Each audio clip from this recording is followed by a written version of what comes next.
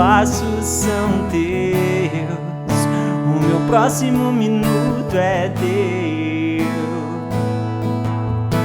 Se não for assim, não me deixe ir, dou minha mão para ti, fecho os olhos e confio em ti. Leva-me, Senhor. Caríssimos irmãos e irmãs, paz e alegria no Senhor.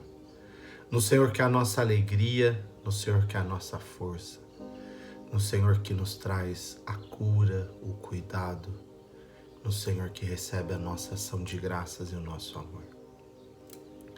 28º domingo do tempo comum. A liturgia de hoje traz um convite muito bonito. O convite a sermos agradecidos e o convite a reconhecermos que a palavra de Deus não tem fronteiras. Começamos com o texto da primeira leitura de hoje, segunda carta de Reis, capítulo 5, versículos de 14 a 17. Naamã, o sírio, vem da Síria para Samaria para ser curado da lepra. Uma escrava, uma serva que servia no palácio onde ele residia, diz a ele: se fores até o homem de Deus, ele vai te curar. E Naamã vem com toda a sua comitiva, com muitos soldados, muitos escravos, e chega até a casa de Eliseu. E chama por Eliseu. E Eliseu não sai. Por que Eliseu não sai? Porque Naamã está impuro. Ele é leproso. Não se pode aproximar-se de um impuro porque a lei não permite. E também tem uma outra questão. Deus quer fazer uma obra no coração de Naamã. O problema dele não é a lepra. Naamã então fica indignado porque de dentro da casa Eliseu diz a Naamã: vai, mergulha 7 vezes no Jordão e ficarás curado. E Naamã fica extremamente irritado, porque ele não foi tratado com todas as honrarias e dignidades que merecia. Tá aí a doença de Naamã. O orgulho, a arrogância, a prepotência. Lembram-se de 2 domingos atrás? Preocupados com os jantares, com as roupas vistosas, o rico Epulão não viu o Lázaro à porta da sua casa. O orgulho, a arrogância, o levou a fechar os olhos daquilo que estava diante dos seus olhos. Deus nos fala, meus irmãos e irmãs, na simplicidade. Deus não nos fala na opulência, nem na arrogância, nem na prepotência. Deus é simples. E nessa simplicidade Ele deseja quebrar a nossa arrogância, quebrar esse coração de pedra para que ressurja um coração de carne, que sente, que tem compaixão, que olha com amor. E aí entra o texto de hoje. Porque no caminho, melhor dizendo, no caminho de volta para a Síria, para Damasco, o escravo vai dizer novamente, se foi uma escrava que trouxe Naamã o sírio para ali, agora é o escravo que vai dizer a ele: meu senhor, se o homem de Deus tivesse dito ao senhor para fazer uma coisa muito difícil, o senhor não faria? E por que uma coisa fácil o senhor não quer fazer? Ou seja, a fé brota do simples, daqueles que nada têm, daqueles que são servos, daqueles que têm um coração aberto e disponível. A fé não brota porque eu tenho um sinal, eu tenho uma descendência, eu tenho uma inteligência, eu tenho uma capacidade. A fé brota da abertura do coração, da simplicidade dessa abertura que vai ao encontro do irmão e da irmã, que vai ao encontro daquele que dirige a palavra a nós, que vem até nós. E é aí, meu irmão, minha irmã, é nesse momento que Deus faz a sua obra, que Deus cura o coração de Naamã, porque ele desce ao Jordão e ele vai dizer, mas lá em Damasco tem rios muito mais bonitos e melhores que o Jordão. E lá eu não seria curado, aqui eu vou ser curado. Deus quer quebrar o seu coração, como quebrou o coração de Naamã. E Naamã desce, mergulha 7 vezes e sua carne fica limpa e pura igual de uma criancinha. E ainda precisava mais, ele volta para agradecer. É grato, reconhece, principal, ele reconhece que não há outro Deus maior do que este. Mas ele quer pagar por essa graça. Não se paga. Deus não precisa de dinheiro, Deus precisa de você, Deus precisa de mim. Nós precisamos ter cuidado, meus irmãos e irmãs. Nós achamos que com Deus se brinca, com Deus se compra. Não se compra e nem se brinca. Com Deus se ama. Ele deseja você, o seu coração. Deus estava 24 horas ali dizendo ao rico, olha para o Lázaro, ajuda o Lázaro, ele está precisando. E o rico com o coração fechado, sem coragem de ver e sem coragem de se abrir. E aí vem a grande pergunta dos apóstolos de domingo passado. Aumenta a nossa fé, e Jesus falou, vocês não têm fé, porque para ter fé é preciso colocar o Senhor como centro.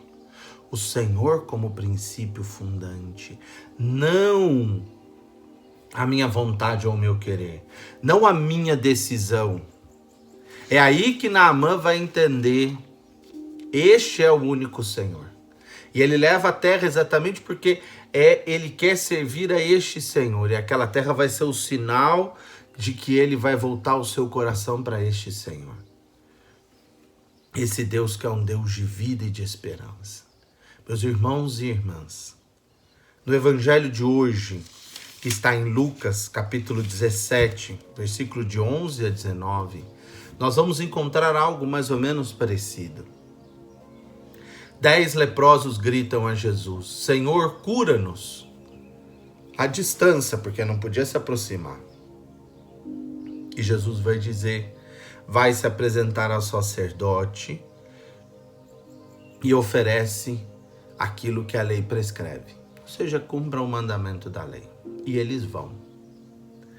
Vão e no meio do caminho se descobrem curados. E aí entra em questão 2 pontos. 1, a lei e o mandato de Jesus para cumprir a lei. 2, o reconhecimento de que quem te curou não foi a lei, mas foi Deus. Então seja grato a Ele. Aí qual eu decido seguir? Eu posso seguir as duas, só que eu preciso colocar elas em ordem de preferência. E a primeira é Deus. A lei vai ser cumprida, o mandamento da igreja, aquilo que a igreja ensina, não tem problema. Mas nunca coloque tudo isso acima de Deus. Deus é o primeiro, o essencial, o fundamental, a base, a estrutura das nossas vidas cristãs. Nós seguimos a Jesus, o Cristo, dentro da igreja. Porque ela nos ensina como mãe qual é esse caminho. Mas nunca coloque nada acima de Deus. Porque Ele é o Senhor. Ele é o Salvador. É nele que eu coloco a minha esperança. E o leproso voltou, um deles só, para agradecer. Os outros 9 não voltaram. Não voltaram porque ainda colocavam a lei acima de Deus. Jesus vai dizer, eu não vim para tirar nem a lei nem os profetas, mas eu vim para dar pleno cumprimento. E o pleno cumprimento da lei e dos profetas é Deus como nosso Senhor e Salvador. Reconhecer que esse Senhor está conosco. Você já reconheceu isso hoje? Você acordou? Foi à missa ou ainda não? Já ouviu ou está ouvindo a homilia? Será que eu reconheci e disse muito obrigado, Senhor, pela vida que me deu hoje? Uma coisa simples. Muito obrigado pelo cafezinho que eu tomei, muito obrigado por essa família, muito obrigado pelos meus amigos, muito obrigado porque pode estar calor, pode estar frio, pode estar assim, o Senhor está comigo. Muito obrigado, Senhor. Ser grato, meus irmãos e irmãs, é quebrar esse orgulho que existe em nós, ou essa vida regrada que só segue determinações, leis e normas.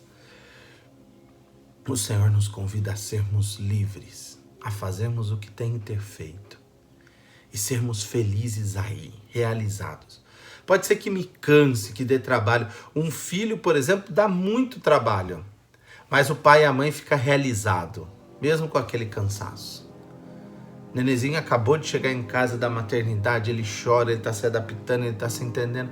A mãe está com dor, está isso, o pai está ali agitado, estão ali em torno daquela criança, ajudando, etc. Mas estão realizados e felizes. Por quê? Porque descobriram o valor e a importância daquilo. Que nós possamos descobrir o valor e a importância das nossas vidas diante deste Deus de bondade e de amor. Desse Deus que não nos abandona e nem nos esquece, que está conosco sempre, que é fiel sempre. Mas mais uma coisa importante, que eu acho essencial nesse texto. Naamã, o sírio, descobre o Deus de Israel e segue-o. O leproso, que é um samaritano, ou seja, não é um judeu, descobre o valor desse Deus e volta para agradecer. A fé não é restrita e fechada a um grupo. A fé é disponível a todos os homens e mulheres de boa vontade. Abra o seu coração, não tenha medo. Não é porque você é errado, ou você está em pecado, ou você tem essa dificuldade, ou essa situação, ou aquela. Não importa. Abra o seu coração para o Senhor. Não seja como Naamã o sírio, que ia perder a graça se Deus não enviasse aquele servo ali do lado para dizer: mas meu Senhor, mergulhe. Abra o seu coração hoje.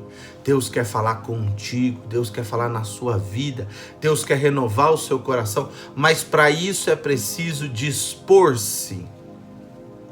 É preciso abrir o seu coração e colocá-lo nas mãos do Senhor. É preciso ter a coragem de quebrar essa casca, que algumas vezes é a arrogância, outras vezes é a prepotência, outras vezes é a lei, ou as regras, ou as normas. E eu não consigo ser livre diante do Senhor. E finalizo hoje com a segunda carta de Timóteo, capítulo 2, versículos de 8 a 13, que é a segunda leitura de hoje. E Paulo vai dizer: Jesus Cristo, da descendência de Davi, ressuscitado. Por ele eu sofro essas algemas. Paulo está preso, sendo levado para Roma. Mas o evangelho não está preso. O evangelho não está amarrado. E essas algemas, vai dizer Paulo, são para que muitos alcancem a salvação que vem do Cristo. Se morremos com ele, viveremos com ele. Se ficamos firmes, com ele reinaremos. Se negamos o Senhor, ele também não nos reconhece. Mas, se somos infiéis, ele é fiel. É interessante isso. Negar significa não reconhecer o Senhor e ignorá-lo. É o que Jesus vai dizer que é o pecado contra o Espírito Santo. Agora, ser infiel significa que eu quero seguir, mas nem sempre consigo seguir com toda aquela decisão e coragem. Então o que é preciso fazer? Recobrar esse caminho, porque Deus é fiel. Ele está ao seu lado. Ele te ajuda. Mas é preciso permitir que a graça do seu Espírito transforme o seu coração e a sua vida num homem e numa mulher novos. Que Deus te abençoe, meu irmão, minha irmã. Tenha coragem. Tenha coragem de reconhecer essa simplicidade de Deus. Que o Senhor te abençoe e abençoe toda a sua família, em nome do Pai, do Filho e do Espírito Santo. Amém. Fique com Deus.